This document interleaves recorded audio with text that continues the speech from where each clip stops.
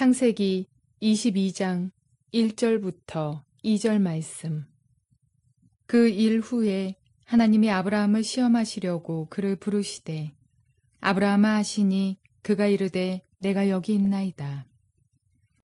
여호와께서 이르시되 내 아들 내 사랑하는 독자 이삭을 데리고 모리아 땅으로 가서 내가 네게 일러준 한 산 거기서 그를 번제로 드리라. 좋은 날입니다. 성령님께서 오늘도 여러분의 심령 가운데 큰 은혜와 평강으로 함께해 주시기를 주님의 이름으로 축복하여 드립니다. 오늘은 창세기 22장 말씀을 통해서 하나님이 우리를 시험하시는 이유를 아십니까? 라는 제목으로 말씀을 전해드리려고 합니다. 이 제목을 들으면 여러분 이런 생각이 떠오를 것입니다. 전능하신 하나님이 연약한 인간을 일부러 시험하시는 이유가 있을까? 오늘 본문은 그것에 대한 이야기입니다. 하나님은 우리를 시험하십니다. 그 이유는 무엇인가 한번 보려고 합니다. 그리고 이런 하나님이 우리를 시험하실 때 인간은 어떻게 이 시험에 반응해야 되는지, 세 번째로 이런 시험을 통과한 자들에게 주시는 하나님의 축복이 무엇인지, 이 세 가지의 내용이 오늘 본문을 통해서 우리가 살펴볼 굉장히 중요한 내용입니다. 이 본문의 내용은 너무나 유명합니다. 예수 믿는 크리스찬들은 이 내용을 너무나 잘 알고 있습니다. 아브라함이 하나밖에 없는 자기의 독생자 아들 이삭을 번제로 불로 태워서 하나님께 제물로 드리는 사건을 다루고 있기 때문입니다. 자, 이 사건을 통해서 앞에서 말씀드린 세 가지의 내용을 살펴봅시다. 오늘 본문의 말씀 첫 번째를 보면 1절, 2절에 그 일 후에 하나님이 아브라함을 시험하시려고 그를 부르시되 아브라함아 하시니 그가 이르되 내가 여기 있나이다. 여호와께서 이르시되 네 아들 네 사랑하는 독자 이삭을 데리고 모리아 땅으로 가서 네가 네게 일러준 한 산 거기서 그를 번제로 드리라. 믿을 수 없는 하나님의 음성이 들려왔습니다.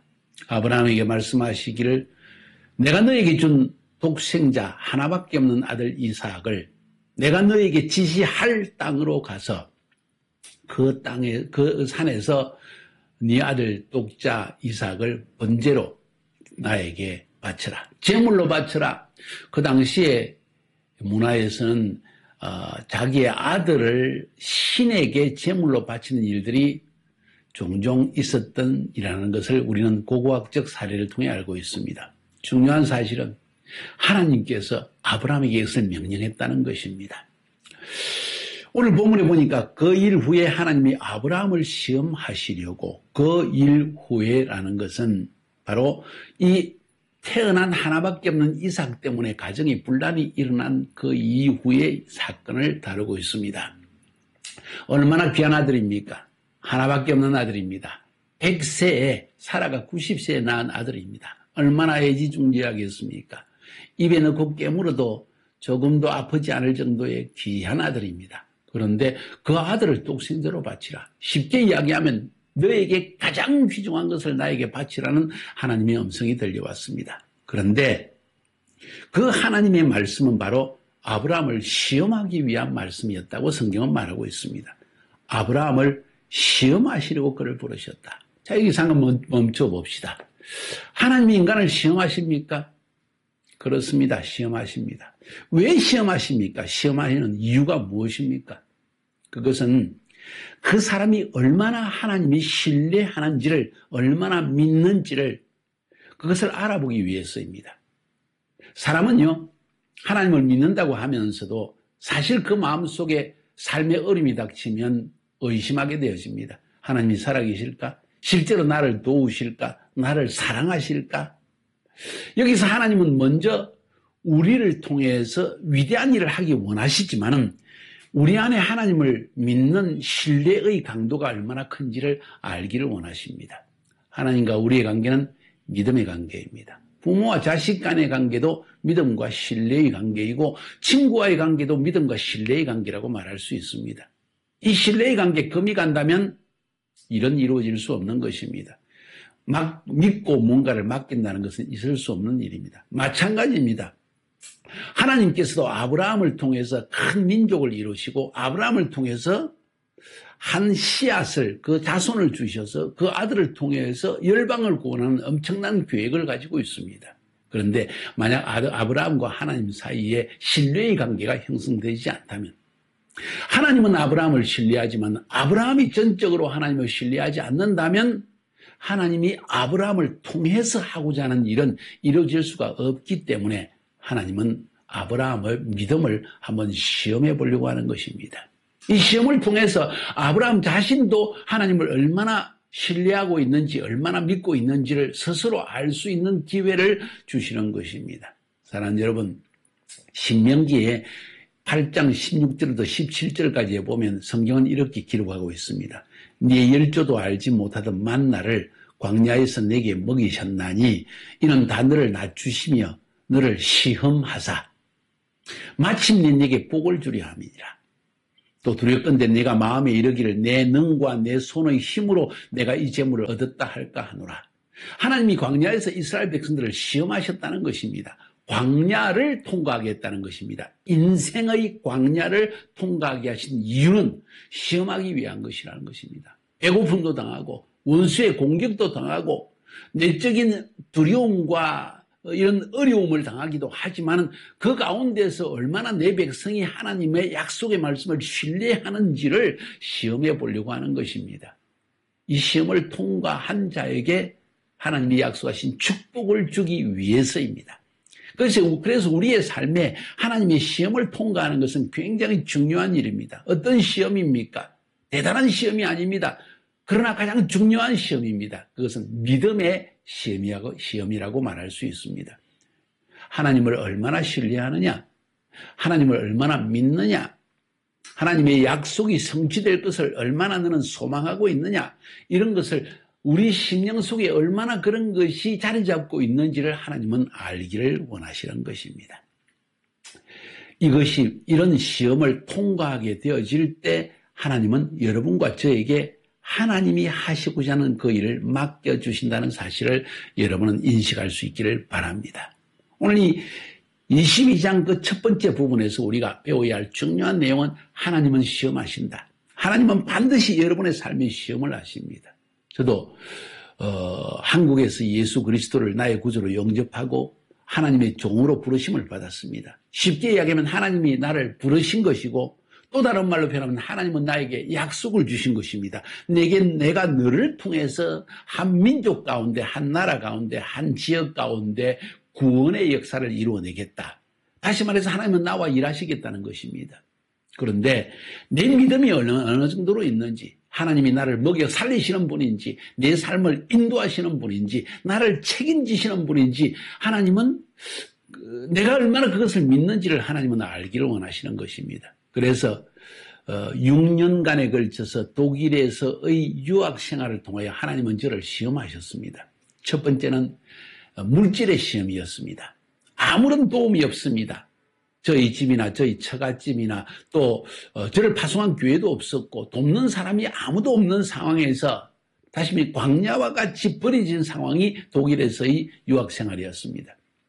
그런 가운데서도 하나님이 나를 도우시고 하나님이 인도하시며 하나님이 내 삶에 필요한 것을 채워주신다는 것을 믿는지를 하나님은 6년간 저의 삶 속에 시험하셨습니다.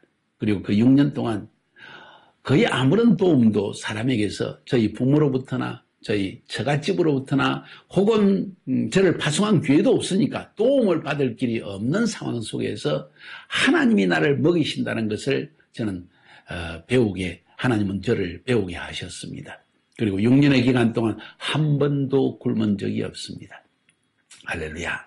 뿐만 아니라 하나님이 내 삶을 과연 인도하셔서 내게 말씀하시고 부르신 대로 선교사로서 부르시고 그리고 사용하신다는 그 믿음이 있는지를 하나님이 계속해서 시험하셨습니다.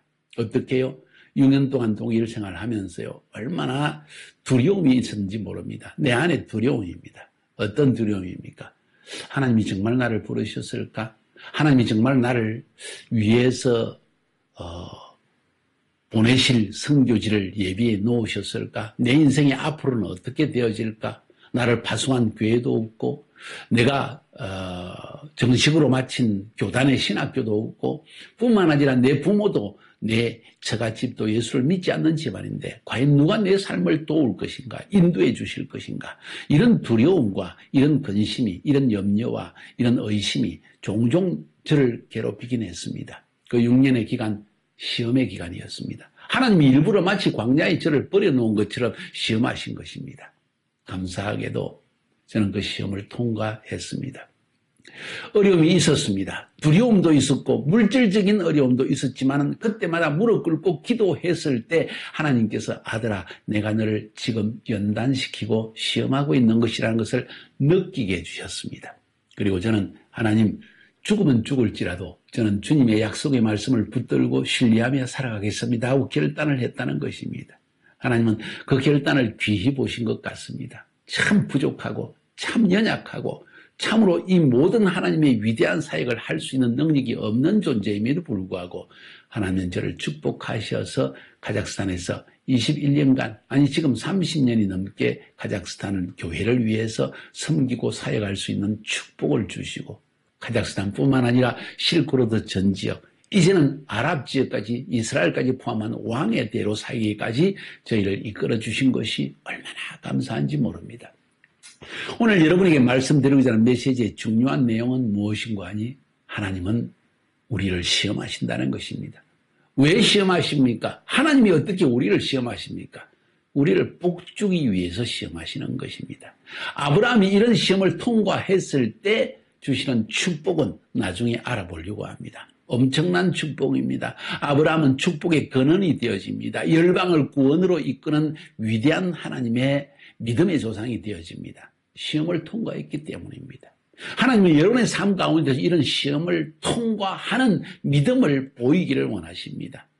물질적으로 어렵습니까? 관계 안에서 어렵습니까? 하나님이 내 삶을 정말 인도하실까? 나를 사용하실까? 두려움이 있습니까?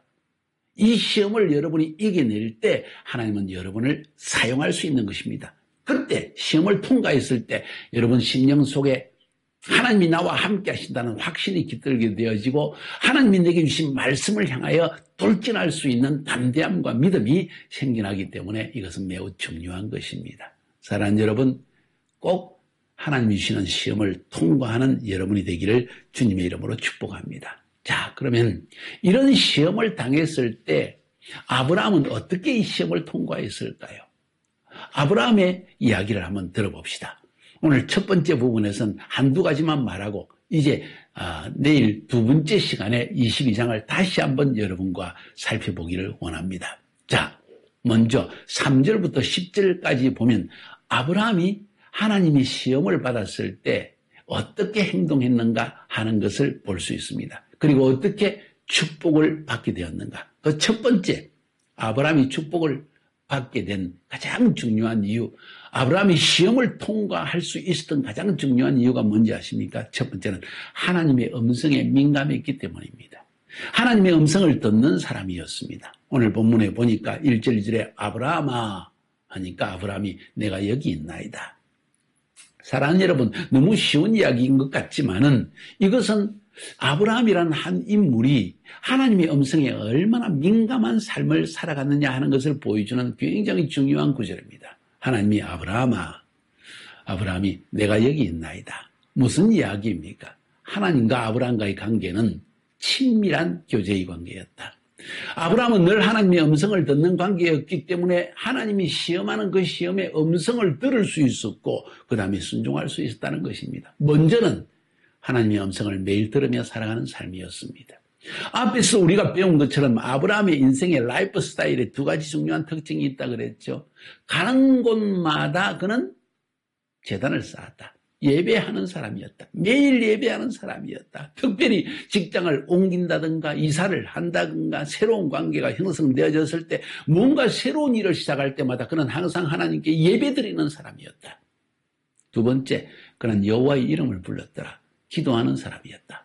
예배와 기도, 이것이 아브라함의 삶의 특징이었고 그것을 통해서 형성되어진 하나의 패턴이 있는데 하나님의 음성에 민감한 사람이었다는 것입니다. 아브라함은 하나님의 음성을 들었기 때문에 하나님 말씀에 순종할 수 있고 순종할 수 있었기 때문에 하나님의 축복을 누렸다는 것입니다. 사랑하는 여러분, 히브리서에도 3장 7절부터 11절까지 15절부터 17절까지 히브리서 3장에 보면 광야에서 하나님의 음성이 들렸을 때 너희가 그 음성을 듣거든, 성령의 음성을 듣거든 순종하라는 이야기가 나옵니다.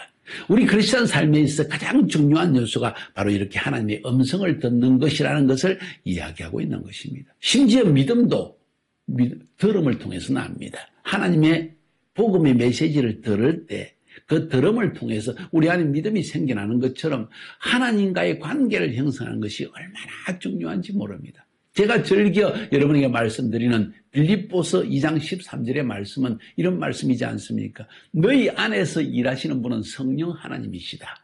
그분이 어떻게 일하시는가? 너희 안에 소원을 두고 일을 행하신다 하는 말씀을 들었습니다. 이 말은 우리가 매일매일 순간 성령님께서 내 안에 주시는 하늘의 소원, 신적인 소원, 하나님이 담아주시는 뭔가, 이번에 선교여행을 가고 싶었는데 우리 집에 매일매일 예배를 형성해야 되겠는데 다양한 종류의 소원을 하나님이 주신다는 것이지요.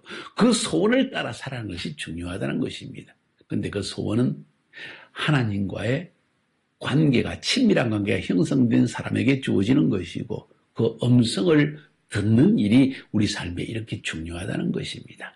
오늘 이 정도로 충분한 것 같습니다. 오늘 22장 창세기에서 먼저 서론적인 부분을 말씀드렸습니다. 그 서론적인 부분에 가장 중요한 것은 하나님이 우리를 시험하신다는 것입니다. 여러분 알고 계십니까? 그 시험을 통과하는 자에게 하나님의 축복이 임한다는 것을 여러분이 꼭 기억할 수 있기를 주님의 이름으로 축복하여 드립니다. 여러분의 삶에는 하나님이 어떤 시험을 주셨습니까? 그리고 여러분은 그 시험을 통과했습니까? 중요한 것은 하나님의 음성을 들었습니까? 이런 질문을 여러분에게 던지고 싶습니다. 승리하시기를 주님의 이름으로 축복하여 드립니다.